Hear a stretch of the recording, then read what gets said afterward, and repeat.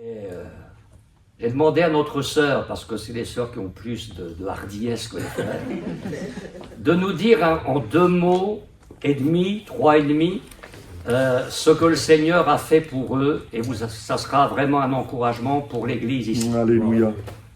Oui, vous venez jusque-là, oui. Notre sœur a dit, je suis timide, je dis, je vais rester à côté de vous, si vous tombez dans les pommes, je vous rattrape. Bonjour à tous. Oui, je suis timide, j'ai du mal, mais bon, je vais le faire quand même. Nous étions jeunes, mon mari travaillait en carrière, il a fait une chute de 5-6 mètres, il a été cassé un peu de partout, enfin les vertèbres, les genoux, tout ça. Il a été longtemps sans travailler, et bien sûr, plus d'heures supplémentaires, très peu d'argent, enfin bon, beaucoup de mal. Ma mère, qui était évangélique, et 2 de ses sœurs, 2 de mes tantes, à rue du Vogueux, nous ont demandé d'aller voir rue du Vogueux. C'est ce que nous avons fait dès que mon mari a pu conduire, parce que moi je ne savais pas. Et là, on a été bénis, guéris, on a surmonté tout. C'était un miracle, pratiquement, vraiment. On s'est senti repoussé, enfin, remonter la pente et tout. Et Dieu nous a jamais laissés. Nous, on a construit sur Argence. On s'est un peu éloigné. Le week-end, on faisait des repas de mariage, de communion, tout ça. Et on s'est éloigné de plus en plus. On a un petit peu abandonné Dieu, alors que lui ne nous a jamais abandonnés. Et quand on a voulu revenir, on ne savait plus comment faire. Il s'était passé beaucoup de temps entre deux. C'était très difficile de revenir. Et c'est un cousin qui nous a ramenés ici. Et nous sommes heureux et merci à Dieu, merci à tout le monde. Parce qu'on a trouvé le bonheur. Et c'est pas fini. Parce qu'une sœur en fin de semaine m'a téléphoné pour me donner une excellente nouvelle. Alors je vais lui laisser la parole pour qu'elle nous donne son témoignage sur ce point précis. C'est très particulier, vous allez le voir. Alors, bonjour, d'être là. Bonjour tout le monde, bonjour les frères et sœurs, ainsi que les invités. Donc je me présente, Laurence Marguerite, je suis mariée avec Monsieur Dallet, donc Dallet Laurence. J'ai 2 enfants, Thaïs et Chloé. Je suis enseignante dans l'éducation nationale, ça fait déjà 23 ans. Et donc dans ces 23 ans, j'ai décidé de passer un diplôme un peu plus élevé qui s'appelle l'agrégation. Voilà. Donc j'ai essayé plusieurs fois, j'ai échoué plusieurs fois, bon, j'ai retenté. Cette année, j'ai réussi les écrits et donc j'avais un mois pour me préparer pour les oraux. Voilà. Donc ça, c'est ma première partie. La deuxième partie, donc la semaine dernière, je suis venue au culte. J'ai écouté la parole. Mais avant d'entrer dans le bâtiment, je craignais un petit peu, puisque la semaine d'après, donc j'avais les oraux. La semaine du 20 avril, j'avais les oraux. Et donc la semaine dernière, je me disais, oh là là, j'ai encore une épreuve, j'ai un événement encore pour cet examen où je dois me présenter devant un jury et essayer de décrocher l'agrégation. Donc j'arrive en bas du bâtiment, au niveau de l'ascenseur, et là, j'attends l'ascenseur, je l'appelle, j'attends. Et je lève mes yeux et je vois que c'est écrit au niveau de l'ascenseur, toujours à vos côtés.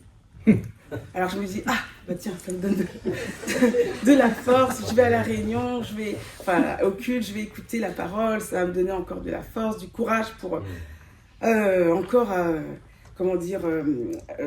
passer cette semaine. Puis j'arrive à aller au culte, j'écoute la parole, c'était sur la croix et le message de la croix, qui était très intéressant, toujours riche. Et donc, je termine le culte, je dis au revoir à nos frères et sœurs, mais dans ma tête, j'ai encore ce poids qui me dit, la semaine prochaine, j'ai quand même l'épreuve. Et je dis au revoir à quelques frères et sœurs. Et la dernière personne à qui j'ai parlé, c'est Madame Ballière, qui me dit, écoutez, Madame Dallet, Dieu est à vos côtés. Alors, je dis, mais c'est exactement ce que j'ai vu en bas de l'ascenseur. Alors je repars encore très décidée à me dire, oui, il faut que je décroche cette agrégation et tout. Bon, c'est la deuxième partie du récit. Et la troisième partie maintenant, donc je pars évidemment à Paris lundi, sur la route, j'ai 2h45 de route, c'était dans le 12e arrondissement de Paris. Le stress commence à monter, je passais le mercredi, donc je dépose ma voiture le lundi, j'avais réservé une chambre. Le mardi, je me déplace pour vérifier, pour voir où se trouve le lycée quand même, pour ne pas être dépourvu le lendemain, combien de temps j'ai à faire à pied, etc. Donc j'avais 10 minutes à faire à pied. J'arrive devant le lycée, je sonne parce qu'il y avait quelqu'un à l'accueil et je dis à la dame, voilà, je viens voir un peu le lycée, voir un peu les lieux, quoi. Et elle me dit, vous êtes candidate? Je lui dis non, je serai candidate demain. Donc elle me dit, vous n'avez pas le droit de rentrer. Et donc, voilà, elle me dit, mais... elle dit quelque chose et puis j'ai entendu confiance et Dieu. Alors, je suis revenue, je lui dis, vous avez dit quoi? Elle m'a dit, ayez confiance et Dieu fera le reste. Je ne la connais pas du tout, la dame. Donc je repars, voilà, et le mercredi, je reviens là en tant que candidate, etc. La dame ne me reconnaît pas vraiment, bon. Et puis je vais m'installer, donc je passe les épreuves le mercredi, le jeudi, très éprouvant, très stressant. Et le vendredi, on a les résultats. Alors il faut savoir que sur 500 candidats au départ, on est arrivé à peut-être à 300 à composer. Et 100 ont été sélectionnés et 38 ont été pris. Et je suis sortie parmi les 38. Gloire à Dieu. Gloire à Dieu. Voilà. Et c'est vrai que, alors j'ai oublié de le dire quand même, j'ai été baptisée il y a 2 ans. Depuis 2 ans, donc j'écoute la parole, je m'accroche à la parole de Dieu. Et c'est vrai que j'ai demandé beaucoup cette agrégation, ce diplôme final, hein, je ne peux pas aller plus loin maintenant. Mais j'ai une copine qui me dit, mais on a l'impression que tu es contente, mais voilà, pas plus que ça. Alors, je suis contente, évidemment, mais l'agrégation, c'est pas tout. Hein. C'est Dieu aussi qui m'a fait voir qu'il est puissant, qu'il faut avoir confiance aussi dans ce qu'il dit dans la parole, parce que je me suis vraiment aussi accrochée à la parole. Et qu'il faut savoir que peu importe les obstacles, que ce soit la santé, les problèmes de voisinage, les problèmes de famille, ben Dieu est toujours à nos côtés. Amen. Amen. Et donc je dépose tout entre ses mains et je m'accroche à sa parole, même avec l'agrégation. Voilà. Amen. Gloire à Dieu. Merci beaucoup.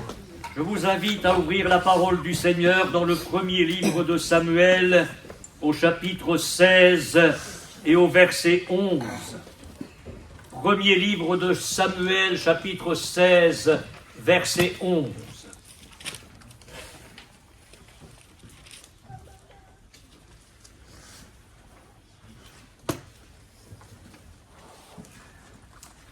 Puis Samuel dit à Isaïe, « Sont cela tous tes fils ?» Et il répondit, « Il reste encore le plus jeune, mais il fait paître les brebis. » Alors Samuel dit à Isaïe, « Envoie-le chercher, car nous ne nous placerons pas avant qu'il ne soit venu ici. » Amen. Amen. Partant de tout ce texte du premier livre de Samuel, le chapitre 16, nous avons commencé à entrevoir David comme un type de Jésus. C'est-à-dire qu'il y a dans sa vie, dans son caractère, une annonce prophétique de ce que serait le Messie. Et là, l'accomplissement en Christ est la perfection absolue, la perfection divine.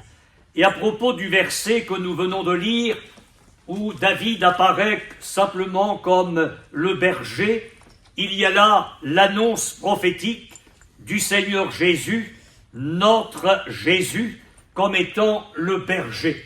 Et c'est pourquoi je vous invite à réouvrir encore ce matin l'évangile de Jean au chapitre 10. Et nous lirons au verset 1er. Jean, chapitre 10, verset 1er. En vérité, je vous le dis, celui qui n'entre pas par la porte dans la bergerie, mais qui y monte par ailleurs, est un voleur et un brigand. Mais celui qui entre par la porte est le berger des brebis. Et je vous ai parlé récemment du Seigneur Jésus comme étant tout simplement le berger. Mais la révélation de Christ s'intensifie. Et nous lisons au verset 11. Je suis le bon berger donne sa vie pour ses brebis. Et là, il y a une révélation plus grande. Jésus n'est pas seulement le berger, il est le bon berger. Et je vous ai dit que dans le texte original, il est question du beau. Jésus est le beau berger. Et la révélation de Christ va se développer.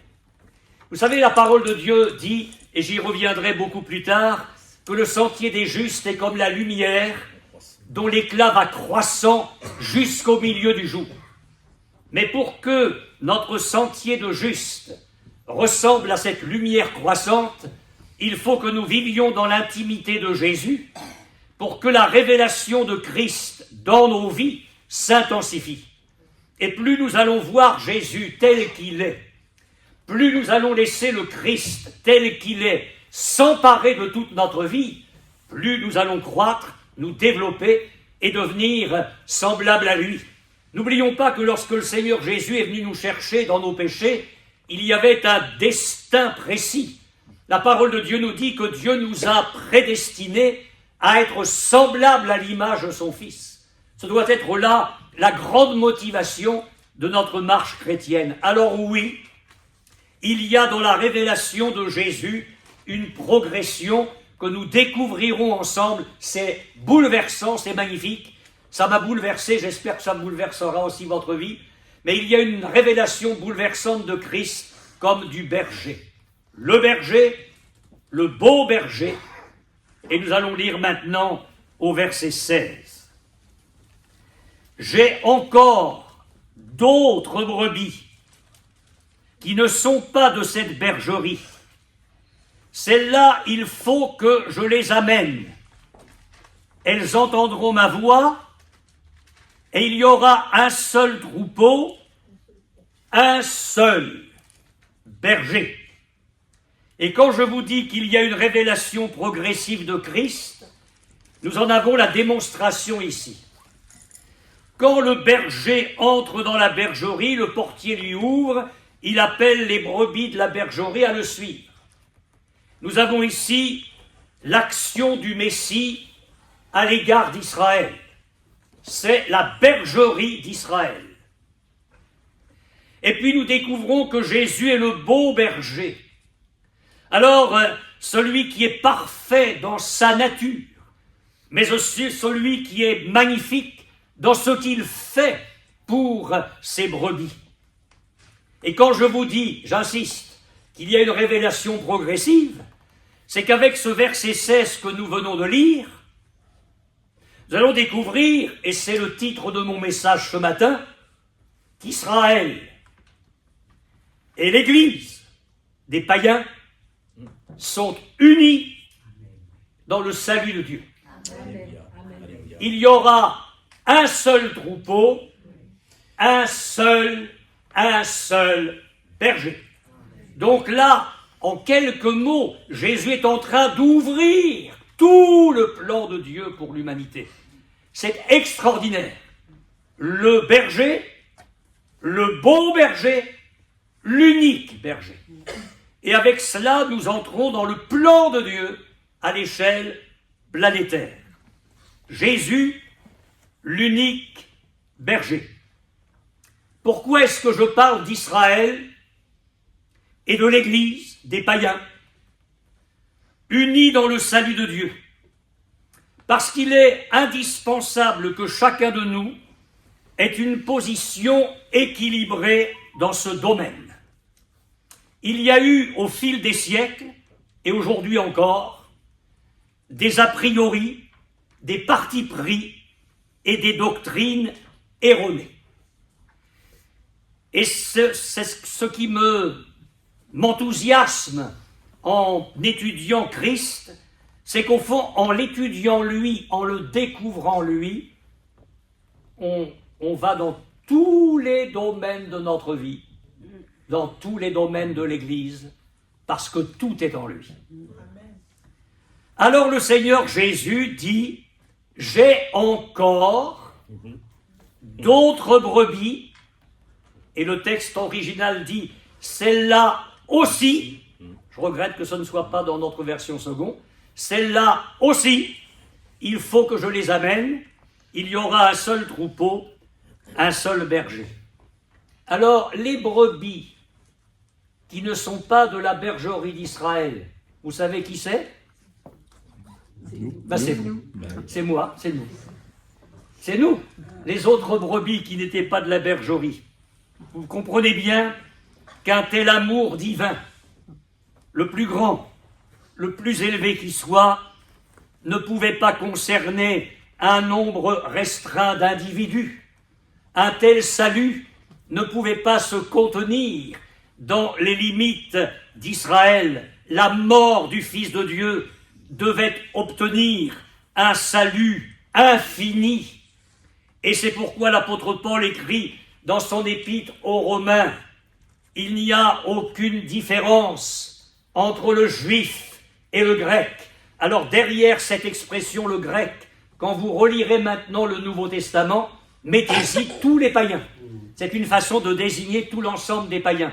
Il n'y a aucune différence entre le juif et le grec, puisqu'ils ont tous un même Seigneur qui est riche pour tous ceux qui l'invoquent.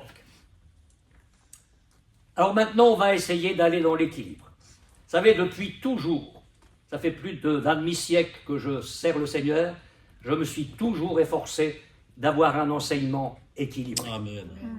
C'est une loi chez moi d'apporter au peuple de Dieu un enseignement équilibré. Alors, dans un premier temps, oui, le salut est pour le monde entier. Je dis toutefois, et c'est la première pensée vers laquelle je vous amène, qu'il y a une priorité à Israël dans la révélation du Messie, dans la révélation du salut par grâce, c'est incontestable. Ceux qui étaient là mercredi soir dernier se souviennent que j'ai parlé d'une maman secourue par Jésus, une syrophénicienne, étrangère, à laquelle Jésus commence par dire « Je n'ai été envoyé », enfin c'est le Messie qui parle, « Je n'ai été envoyé qu'aux brebis perdues de la maison d'Israël ». Jésus marque donc qu'il vient comme le Messie avec une priorité, d'abord Israël. Quand le Seigneur Jésus rassemble les 12 autour de lui, avant de les envoyer, il les équipe. Parce qu'on ne peut rien faire pour le Seigneur si on n'est pas équipé. Et le Seigneur leur donne force et pouvoir sur tous les esprits impurs. Il leur donne la puissance de guérir les maladies et les infirmités. Et il leur dit ceci, n'allez pas vers les païens, ni vers les villes des Samaritains. Allez plutôt vers les brebis perdues de la maison d'Israël. Qu'est-ce que le Seigneur Jésus est en train de faire là, dans l'embryon missionnaire de l'Évangile?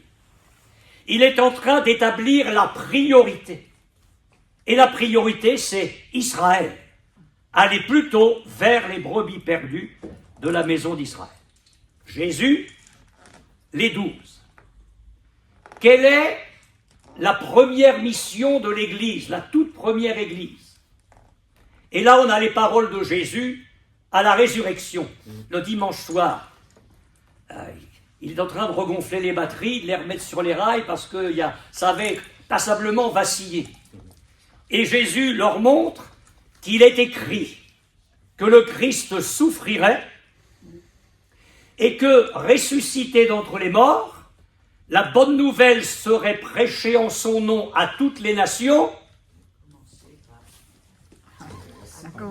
à commencer par Jérusalem. À commencer par Jérusalem.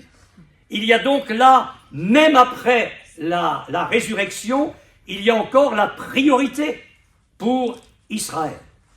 Et puis on est à quelques moments de l'ascension, c'est un texte cher aux pentecôtistes de tous les temps, vous recevrez une puissance, celle du Saint-Esprit survenant sur vous, et vous serez mes témoins à Jérusalem, dans toute la Judée.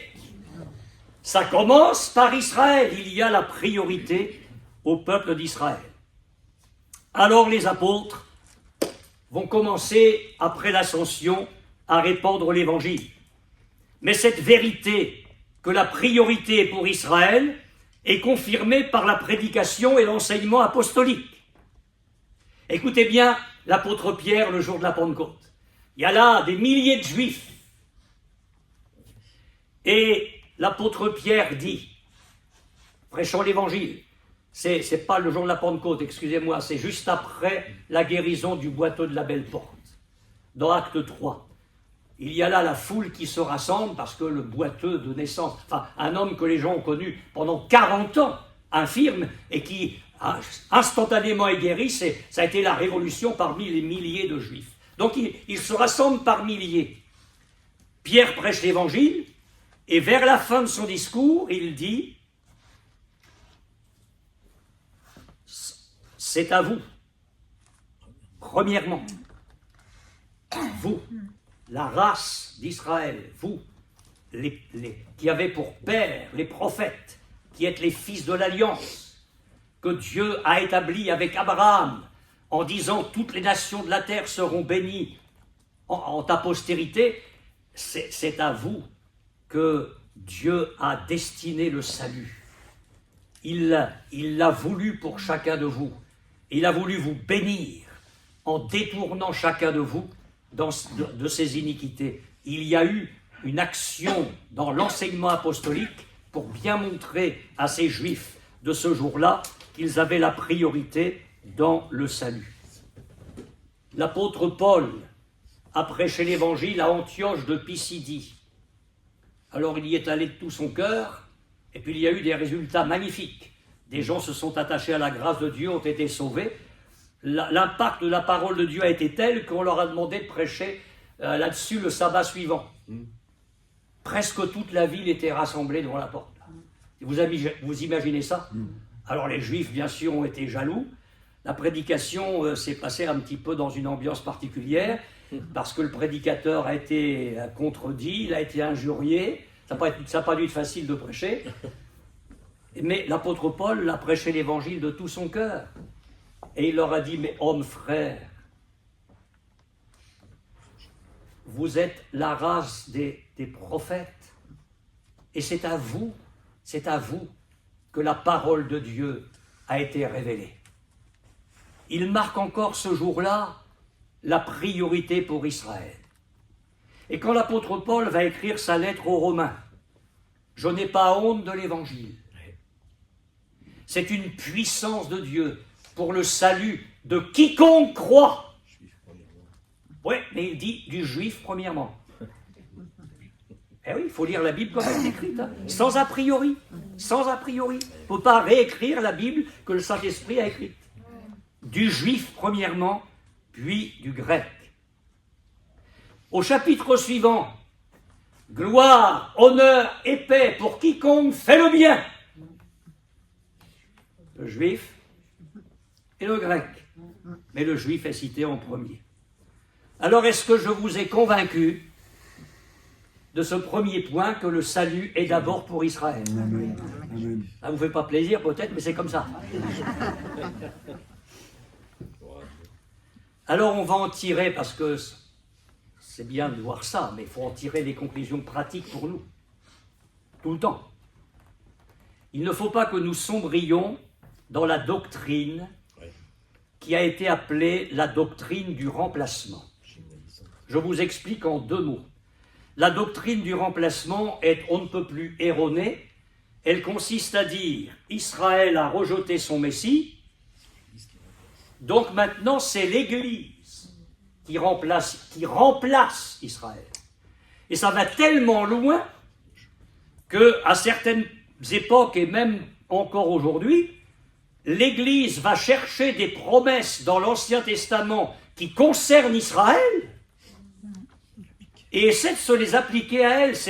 On est dans la dérive complète du point de vue doctrinal. Non, il n'y a pas de remplacement, et je vais vous le dire en 2 mots. Il y a Israël, il y a l'Église, je vais en parler dans quelques secondes, mais jamais de la vie, dans la pensée de Dieu, l'Église ne remplace Israël. Il n'y a pas la doctrine du remplacement. Israël est toujours là dans le plan de Dieu. Romains 11. Dieu a-t-il rejeté son peuple? Loin de là. Loin de là. Et encore un petit peu plus loin, Paul pose à nouveau la question, mais Dieu a-t-il rejeté le peuple? Et il répond à nouveau, loin de là. Loin de là. De telle sorte que il faut que nous balayions de nos vies tout orgueil de païens convertis à ce niveau-là. Il est important que, on ne va pas s'occuper de ce que font les autres, dans nos cœurs, nous ne rejettions pas Israël.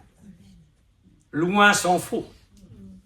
Il faut qu'Israël soit bien présent dans notre foi, qu'Israël soit bien présent dans nos prières, que nous puissions intercéder pour le peuple. Dieu ne l'a pas rejeté. Et nous ne sommes pas là à la place d'Israël. Nous sommes l'Église des païens. Ça, c'est la première conclusion. Marchons loin de la doctrine du remplacement. Maintenant, on va équilibrer. On va équilibrer. Il ne faut pas que nous sombrions dans une vision présente, idéaliste d'Israël. Comme un certain nombre de croyants aujourd'hui, à partir du moment où Israël, c'est fantastique, c'est merveilleux. Attendez, on va expliquer tout ça. J'ai entendu, et je l'ai entendu de la bouche de certains pasteurs, et pas des moindres, qu'Israël n'a pas besoin de se convertir, parce qu'il est le peuple élu. Donc Israël n'a pas besoin de revenir. Ce qui fait que dans l'enseignement, on gomme la croix et on attend le règne. On attend le Messie qui va régner, qui va rétablir Israël dans le royaume terrestre. Mais je me dis, mais là, on passe quelques textes bibliques de côté. Je dis que c'est une erreur grave. Là, je reviens à la Pentecôte acte 2 cette fois. Je ne me trompe pas. Il y a eu l'effusion du Saint-Esprit, les milliers de gens se rassemblent. L'apôtre Pierre prêche un message on ne peut plus simple, tout centré sur Jésus. Et le cœur des gens, des milliers de gens qui est là, est transpercé par la parole de Dieu. Hommes, frères, que ferons-nous? Et Pierre s'adresse à des Juifs. Vous êtes bien d'accord? J'ai bien lu ma Bible. Et qu'est-ce qu'il dit? Repentez-vous. Il ne dit pas, vous êtes le peuple élu, vous n'avez pas besoin de vous repentir. Repentez-vous et que chacun de vous soit baptisé au nom de Jésus-Christ pour le pardon de vos péchés. Je vous ai parlé de la foule qui se rassemble quelques jours plus tard, après la guérison du boiteux de la Belle Porte. L'apôtre Pierre leur dit à ceux-là aussi, juifs, parce que c'est le peuple juif qui est là, repentez-vous et convertissez-vous, afin que des temps de rafraîchissement viennent de la part du Seigneur. L'apôtre Paul, qui est un apôtre équilibré, il a bien fait de s'appeler Paul lui aussi, il dit que, il nous invite à avoir une vision très très équilibrée, il nous dit mais leur chute à Israël sur le plan spirituel a été la richesse des païens.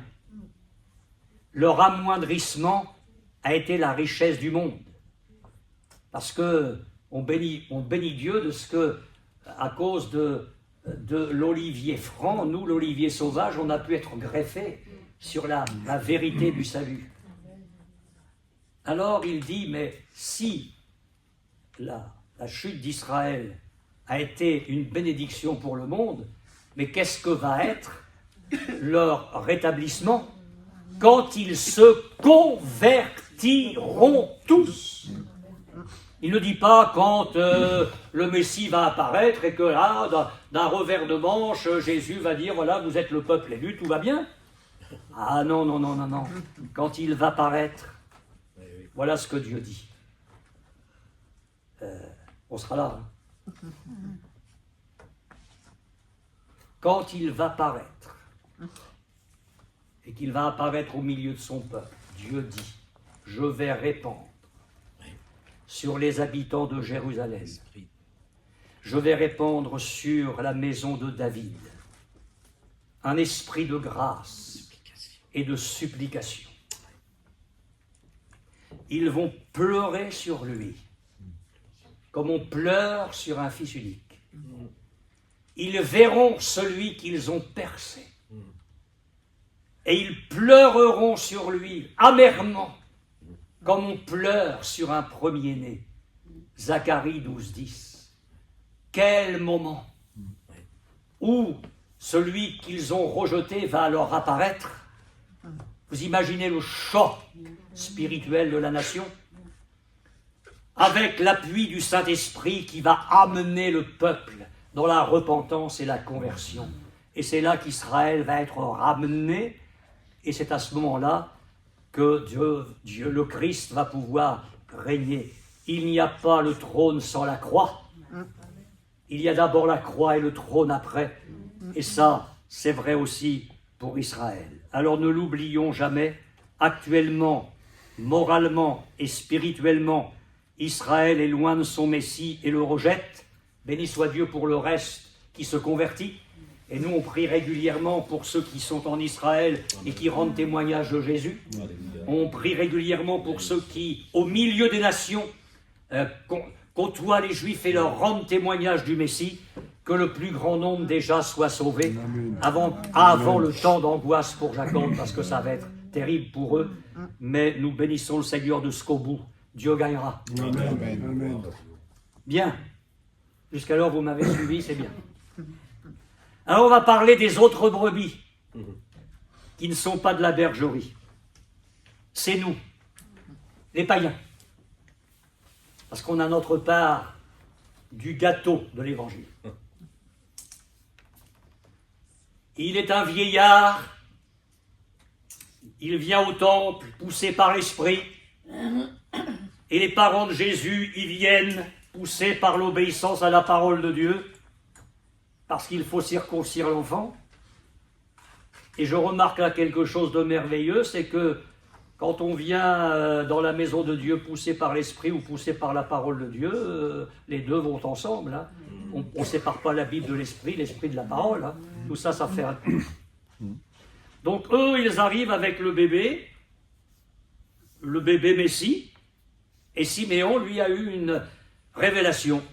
C'est qu'il ne mourrait pas avant d'avoir vu le Christ, le Seigneur. Et quand le jeune couple arrive avec le bébé, bien l'Esprit de Dieu lui dit, bah c'est lui. Alors il prend le bébé dans les bras. Vous imaginez la scène? Un vieux et un bébé, un homme et Dieu. Un perdu, enfin pécheur en tout cas, et le sauveur. Oh maintenant Seigneur, tu laisses ton serviteur s'en aller en paix, car mes yeux ont vu ton salut. Écoutez bien la suite. Salut que tu as préparé devant tous les peuples. Oui, mais Siméon est équilibré. Lumière pour éclairer les nations et gloire d'Israël, ton peuple. Donc les deux y sont. Et nous avons là, dans le temple, alors que Jésus n'a que quelques semaines, le plan complet. Il y a dans les bras de Siméon l'unique berger. Celui qui va venir pour la bergerie d'Israël et celui qui va venir pour les autres brebis qui ne sont pas de la bergerie. Lumière pour éclairer les nations, gloire d'Israël, ton peuple. Alors Jésus, lui, l'avait quand même annoncé dès le début de son ministère. Je ne sais pas si vous connaissez Jean 3,16, je vais quand même vous le dire. Je crois que jusqu'à mon dernier souffle, je ne me lasserai pas de le dire. Dieu a tant aimé le monde. Là, dès le départ, Jésus donne le ton, il ne dit pas Israël. Dieu a tant aimé le monde qu'il a donné son Fils unique, afin que quiconque croit en lui ne périsse pas, mais qu'il ait la vie éternelle. En une certaine circonstance, des Grecs sont venus à la fête. Des Grecs. Alors ils sont allés voir deux disciples. Nous voudrions voir Jésus. Et les deux disciples arrivent et ils veulent te voir.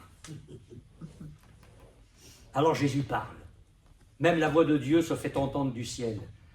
Mais à un moment donné, Jésus dit quelque chose d'important, en fait, dans le contexte là où des Grecs sont venus le voir. Quand j'aurai été élevé de la terre, j'attirerai tous les hommes à moi. Parce qu'il y avait ce jour-là des Grecs qui voulaient le voir. Et Jésus est en train de montrer que le salut ne serait pas seulement pour Israël, mais pour les païens. Et il l'a montré à plusieurs reprises. Un centenier romain vient pour son serviteur paralysé. Enfin, je veux bien que les Juifs lui rendent témoignage, en disant, il lui donne un petit coup de pouce, il mérite que tu lui accordes cela. Mais enfin, quand même, centenier romain, c'est quelqu'un qui représente l'armée qui envahit. C'est l'armée conquérante. C'est l'armée qui est en train de rendre Israël malheureux. Et lui, il arrive pour manger sa miette d'évangile.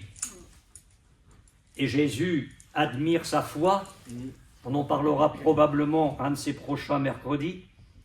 Le Seigneur Jésus admire sa foi de païen qui saisit en Jésus le secours dont il a besoin. La maman dont j'ai parlé mercredi dernier, syro-phénicienne, qui ne peut rien revendiquer, Jésus parle d'elle comme d'un petit chien. Dans le langage juif, ça veut tout dire. Mais elle n'est pas offusquée, elle comprend les choses. Et elle manifeste simplement la foi, une grande foi que Jésus va admirer. Et la femme samaritaine. Si le salut c'était seulement pour Israël, Jésus n'aurait pas engagé la conversation. Elle arrive avec sa cruche pour puiser de l'eau. C'est une Samaritaine, Jésus est juif, ça doit se voir, ça doit se voir. Donne-moi à boire. Comment, toi qui es juif, tu me demandes à boire à moi, qui suis une femme samaritaine? Ben oui, parce que le salut est pour le monde entier. Il y a encore d'autres brebis qui ne sont pas de cette bergerie. Celles-là aussi, il faut que je les amène. Alors je reviens aux paroles de Jésus après la résurrection. Parce que j'ai tronqué le verset exprès tout à l'heure. Il leur a rappelé qu'il est écrit qu'il fallait que le Christ souffre ces choses et qu'il ressuscite le troisième jour, et que la repentance et le pardon des péchés seraient prêchés en son nom à Jérusalem, dans toute la Judée et jusqu'aux extrémités de la terre, à toutes les nations, à toutes les nations. Donc Jésus là montre encore une fois qu'il y a d'autres brebis qui ne sont pas de la bergerie et qu'il se révèle comme le berger de tous. Et acte 8 aussi, je l'ai tronqué volontairement. Vous recevrez une puissance, le Saint-Esprit survenant sur vous, et vous serez mes témoins à Jérusalem, dans toute la Judée. Mais la suite, dans la Samarie, une toute petite parenthèse, Jacques et Jean, les fils du tonnerre. Les fils du tonnerre, Boanerges, ne veulent pas se convertir alors que le feu descend. C'est l'évangélisation par le vide. Ou tu te convertis ou tu dégages. Ou tu te convertis maintenant, ou moi j'appelle le feu du ciel, parce que c'est ça l'évangile avec moi. Ouh, tu te calmes. Ouh là. Ah oui, le feu va descendre sur la Samarie. En acte 8, Dieu envoie Philippe l'évangéliste. Par Philippe, il y a des guérisons, des miracles extraordinaires. Il y a une joie dans la ville qu'elle n'a jamais connue. Les gens se convertissent, ils sont baptisés. les apôtres envoient Pierre et Jean, ils prient pour ces nouveaux baptisés d'eau, et le Saint-Esprit vient sur eux. Le Saint-Esprit est venu sur la Samarie, mais pas le Saint-Esprit, pas le feu des Boanerges, hein, le feu divin. Bon, je ferme la parenthèse. Cela dit, vous recevrez une puissance, le Saint-Esprit survenant sur vous. Et vous serez mes témoins à Jérusalem, dans toute la Judée, dans la Samarie et jusqu'aux extrémités de la terre. Et cette vérité va être confirmée par l'enseignement des apôtres. L'apôtre Paul, dans sa première lettre à Timothée, nous invite à faire des prières pour tous les hommes. Et il dit, cela est bon et agréable à Dieu qui veut que tous les hommes soient sauvés et parviennent à la connaissance de la vérité. Ça, c'est Paul. Maintenant, écoutez l'apôtre Pierre. Dieu use de patience envers vous, ne voulant pas qu'aucun périsse, mais voulant que tous arrivent à la repentance. Alors maintenant, j'en arrive à un point fort et j'ai presque fini. Il y a les brebis sauvées d'Israël, la bergerie, et il y a les païens sauvés de l'autre bergerie. Il y en a deux.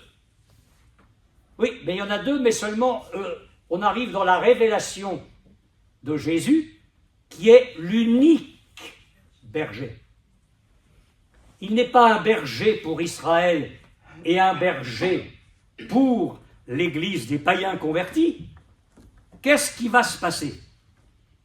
Il va se passer ce que nous découvrons dans les prophètes et dans l'enseignement apostolique. On entend la voix d'Ésaïe, et cette voix va traverser les siècles. Mais Dieu dit à son Fils le Messie, c'est peu que tu sois mon serviteur, excusez du peu, c'est peu que tu sois mon serviteur pour relever les tribus d'Israël, les tribus de Jacob, pour ramener les restes d'Israël. Je t'établis pour être la lumière des nations, pour porter mon salut jusqu'aux extrémités de la terre. Et Ésaïe a parlé tellement fort qu'un petit Saul de Tarse, devenu chrétien, devenu l'apôtre Paul, a entendu ça. Alors il écrit aux Éphésiens, en parlant de Jésus, parce que Paul n'avait pas une autre prédication que Jésus. Il est notre paix. Lui qui des deux,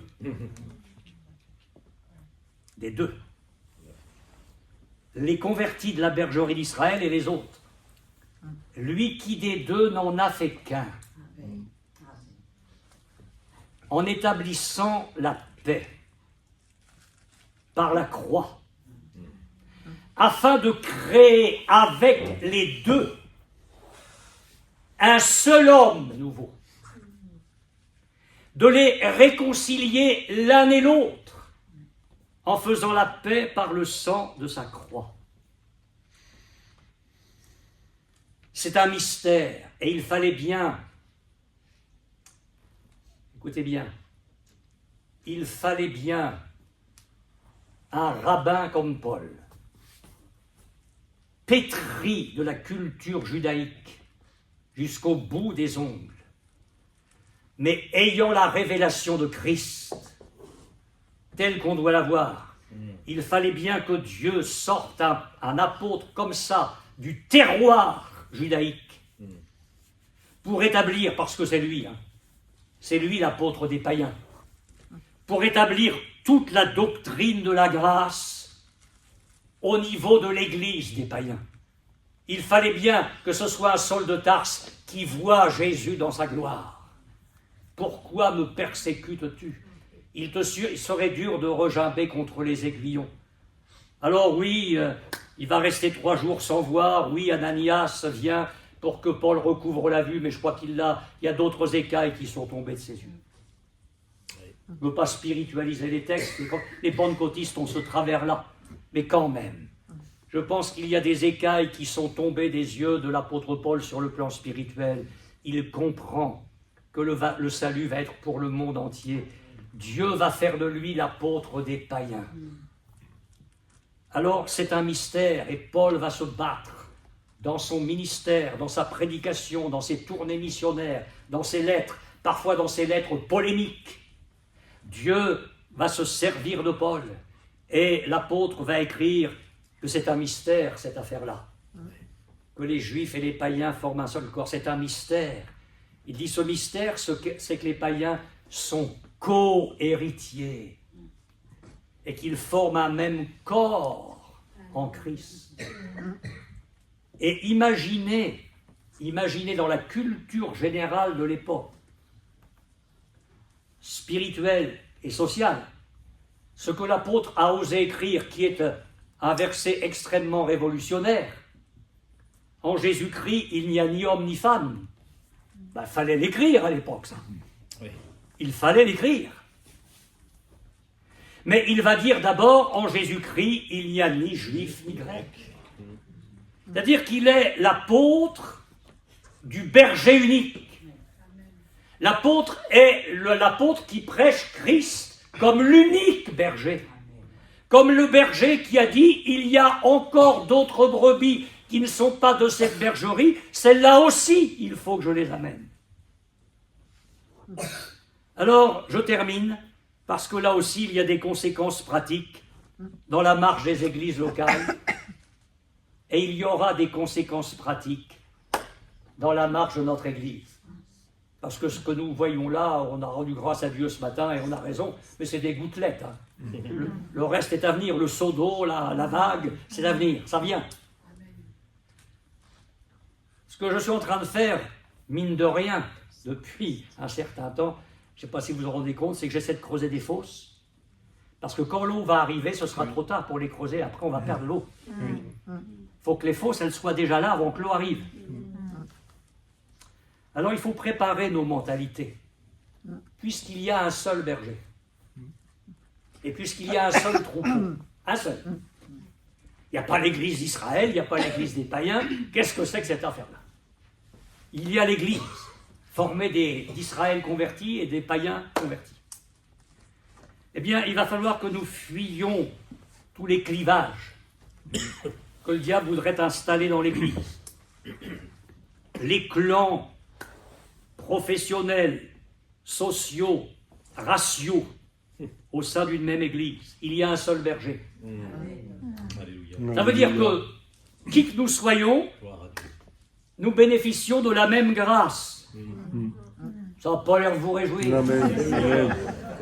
Alléluia. La même grâce, la même rédemption, la même promesse de salut.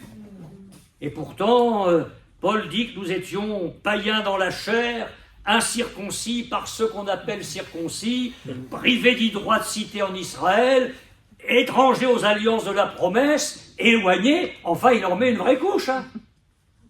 Mais c'est juste après qu'il nous dit que Dieu a établi la paix avec les deux.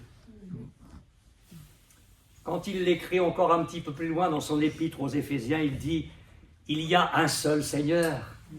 Il est l'écho du berger unique. Il y a un seul Seigneur. Alors oui, je termine avec cette pensée-là. Il n'y a pas deux évangiles. Il n'y a pas différentes manières de vivre la vie chrétienne selon Dieu. Il n'y a pas deux manières de nous placer sous la souveraineté de Dieu. Nous y sommes tous de façon totale. Et là, je sais que même, parce que ça va passer sur Internet, tout le monde ne sera pas d'accord, mais j'assume ce que je dis. La parole de Dieu est au-dessus des cultures. Amen. Amen. Alléluia. Alors oui, on ne va pas s'habiller comme les Chinois. On ne va peut-être pas manger ce midi avec des baguettes. Dans les choses de la vie, il y a des cultures à respecter. Mais pour ce qui est de la moralité, pour ce qui est du domaine spirituel, la parole de Dieu est au-dessus des cultures. Amen. Amen. La parole de Dieu est pour tout croyant, juif, Grecs, sédentaires, tziganes, Européens, Africains, Asiatiques. Que personne vienne nous dire « Ah mais moi frère, je suis comme ça ». Non, non, tu es chrétien. Il y a un seul troupeau, avec un berger unique. Un pasteur allait prêcher, a prêché la parole de Dieu comme il devait la prêcher, très loin de nous. Je ne vous dis pas où. Et puis il a dénoncé une certaine forme de péché, le mensonge. Et là, le responsable local, le pasteur, a dit « Mais tu sais frère, ici, le mensonge, ça fait partie de la culture. » Oui. Non, mais je veux dire. Voilà. Donc on peut mentir, ça fait partie de la culture. Mais où est-ce que tu as vu ça? La parole de Dieu est au-dessus des cultures. J'ai entendu dernièrement un homme de Dieu, lors d'une grande conférence internationale, redresser les affaires au niveau de certaines cultures en Afrique, parce que dans certaines églises, on tolère la polygamie.